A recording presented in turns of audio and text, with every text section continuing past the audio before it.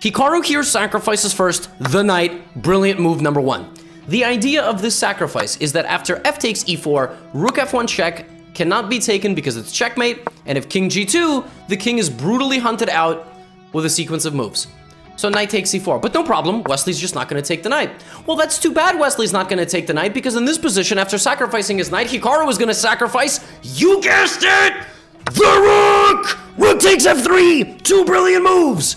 And there's 4 more to go. This dude just played back-to-back more brilliant moves than you'll probably see in your entire life. And this man's got 4 more to go. Now Wesley takes the bishop. The most incredible thing about the move rook takes f3 is that not only are you sacrificing a knight and a rook, you're also sacrificing a bishop. There is just a purely hanging bishop here, and Wesley takes it and is now up 3 points of material. But that's great, because if you didn't take my rook when it was on f3, certainly you might take it when it's on f1. 3 brilliant moves. King to g2. Hikaru plays bishop to e3. 4 brilliant moves. Bishop g3. Everything is staring at everything else. Wesley is trying to sacrifice material. Now, obviously Hikaru cannot take on g3 because then the rook would take and then the attack would be kind of stopped. So instead of h takes g3, Hikaru played h takes g3, 5 brilliant moves.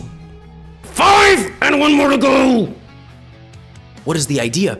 Well, this is the idea, folks. This is the idea because after rook takes f1, now that the pawn moves off of the h4 square, knight h4 check, king comes out, and now it's time for the walk of shame. Queen h6. This man Hikaru is down 5 points of material. I would argue he's down 10. This rook hasn't even moved. This rook hasn't even moved yet. The only way for Wesley to avoid getting checkmated here in a variety of brutal fashions is to play g5. Knight takes g5, and now king to g4. And folks, you might ask yourself, where are the 6 brilliant moves? You've only showed me 5. If you thought Hikaru was in the business of sacrificing only bishops and rooks, no. Knight f3.